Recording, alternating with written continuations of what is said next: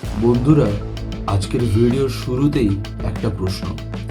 যে মমতা বন্দ্যোপাধ্যায় বহু বছর ধরে কংগ্রেসের বিরুদ্ধে নিজের রাজনৈতিক লড়াই তৈরি করেছেন, সেই মমতাই হঠাৎ দিল্লিতে গিয়ে সোনিয়া গান্ধীর সঙ্গে দীর্ঘ বৈঠক করলেন কেন? আর শুধু তাই নয়, তারপরই অভিষেক বন্দ্যোপাধ্যায়ের সঙ্গে রাহুল গান্ধীর বৈঠক। তারপর থেকেই শুরু হয়েছে একটাই জল্পনা, টিএমসি কি কংগ্রেসে মিশে যাচ্ছে, নাকি এটা শুধুই রাজনৈতিক গুজব?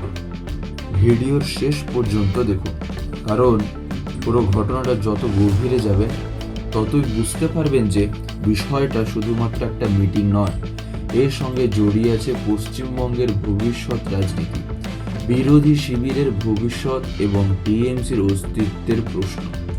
চলুন তাহলে শুরু করা যাক। প্রথমে আমরা টাইমলাইনটা একটু বুঝে নিই। গত কয়েকদিন ধরে তৃণমূল কংগ্রেসকে ঘিরে একের পর এক রাজনৈতিক খবর সামনে আসছে। দলের ভিতরে অসন্তোষের খবর, কিছু সাংসদ এবং নেতার অবস্থান নিয়ে প্রশ্ন, সুস্মিতা দেবের পদত্যাগ, বিভিন্ন রাজনৈতিক মহলে দল ভাঙনের জল্পনা। আর ঠিক এই সময়েই দিল্লিতে ইন্ডিয়া জোটের বৈঠকে উপস্থিত হন মমতা বন্দ্যোপাধ্যায়। সেখানে দেখা যায় সোনিয়া গান্ধীর সঙ্গে তার উষ্ণ আলাপচারিতা। কিন্তু আসল চমক আসে তারপরে, কারণ এরপর মমতা বন্দ্যোপাধ্যায় আলাদা করে সোনিয়া গান্ধীর বাসভবনে যান। এখান থেকেই রাজনৈতিক মহলে শুরু হয় তীব্র জল্পনা। অনেকে বলতে শুরু করেন, টিএমসি কি নতুন রাজনৈতিক পথ খুঁজেছে, নাকি এখন খুঁজছে? আর এখন আবার প্রশ্ন হলো, এই জল্পনা এত দ্রুত ছড়ালো কেন? কারণ সাধারণ রাজনৈতিক সৌজন্য সাক্ষাৎ হলে এত আলোচনা হতো না। কিন্তু বর্তমানে টিএমসি এমন একটা সময়ের মধ্যে দিয়ে যাচ্ছে যেখানে দলের ভবিষ্যৎ নিয়েই নানা প্রশ্ন উঠছে। আর সেই সময় কংগ্রেসের শীর্ষ নেতৃত্বের সঙ্গে ধারাবাহিক বৈঠক হওয়ায় অনেকেই মনে করছেন এর পিছনে বড় কোনো রাজনৈতিক হিসাব থাকতে পারে। এবার আসি সবচেয়ে গুরুত্বপূর্ণ অংশে, যে খবরটা সবচেয়ে বেশি এখন ভাইরাল হয়েছে। সেটা হলো টিএমসি এবং কংগ্রেসের সম্ভাব্য মিশে যাওয়ার জল্পনা। সোশ্যাল মিডিয়া, রাজনৈতিক মহল, এমনকি অনেক সংবাদ মাধ্যমেও এই প্রশ্ন ঘুরতে শুরু করে, টিএমসি কি কংগ্রেসে মিশে যাবে?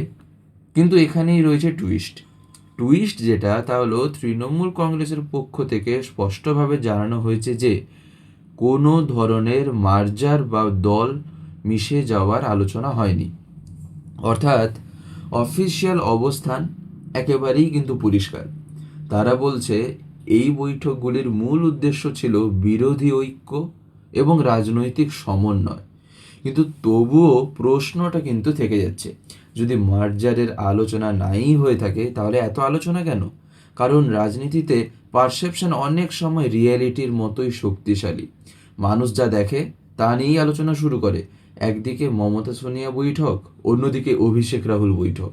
ফলে স্বাভাবিকভাবেই মানুষ ভাবছে পর্দার আড়ালে কি আরও বড় কিছু হতে চলেছে। এখন আরেকটা গুরুত্বপূর্ণ বিষয়, তা হলো আবার কংগ্রেস এবং তৃণমূলের সম্পর্ক কখনো খুব সহজ ছিল না। দুই দলের মধ্যে বহু বছর ধরে রাজনৈতিক প্রতিদ্বন্দ্বিতা রয়েছে, বিশেষ করে বাংলার রাজনীতিতে।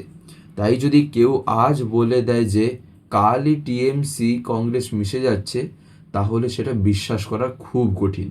তবে এটাও সত্যি যে রাজনীতিতে স্থায়ী বন্ধু বা স্থায়ী শত্রু বলে কিছু নেই, থাকে শুধু স্বার্থ এবং কৌশল। আর সেই কারণেই এই বৈঠকগুলোকে এত গুরুত্ব দিয়ে দেখা হচ্ছে। এবার আসে সাধারণ মানুষের দৃষ্টিকোণ থেকে, মানুষ কী দেখছে। একজন পশ্চিমবঙ্গের ভোটার আজ কী জানতে চাইছেন? তিনি জানতে চাইছেন এই বৈঠকের ফলে বাংলার রাজনীতিতে কি সত্যি পরিবর্তন আসতে পারে? বিরোধী শিবির কি আরও শক্তিশালী হবে, নাকি এটা শুধুই রাজনৈতিক বার্তা? আর সবচেয়ে বড় প্রশ্ন, মমতা বন্দ্যোপাধ্যায় কি তার রাজনৈতিক অবস্থানকে আরও সুরক্ষিত করার চেষ্টা করছেন? এই প্রশ্নগুলোর উত্তর এখনই পাওয়া যাবে না, কারণ রাজনৈতিক সমীকরণ প্রতিদিন বদলায়। কিন্তু একটা বিষয় পরিষ্কার, মমতা বন্দ্যোপাধ্যায় এবং সোনিয়া গান্ধীর এই বৈঠক জাতীয় রাজনীতি এবং পশ্চিমবঙ্গ দুই ক্ষেত্রেই বড় আলোচনা তৈরি করেছে। আর সেই কারণেই আজকের সব সবচেয়ে আলোচিত রাজনৈতিক ঘটনা হিসেবে এই বিষয়টি সামনে এসেছে। শেষ করার আগে আপনাদের কাছে একটা প্রশ্ন, আপনারা কি মনে করেন? আপনাদের কি মনে হয়, এটা কি শুধুই বিরোধী ঐক্যের বৈঠক, নাকি এর পিছনে ভবিষ্যতের আরও বড় রাজনৈতিক পরিকল্পনা লুকিয়ে আছে?